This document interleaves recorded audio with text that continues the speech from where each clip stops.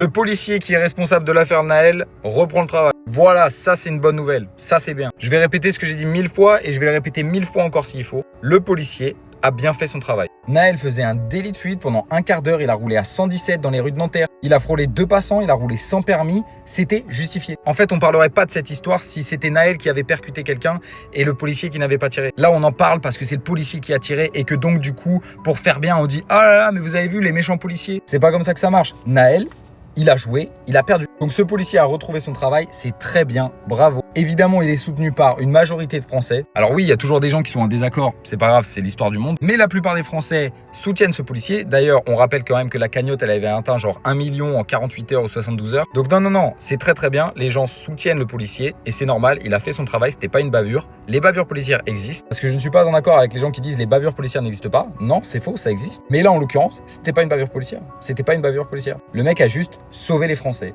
Et c'est tout.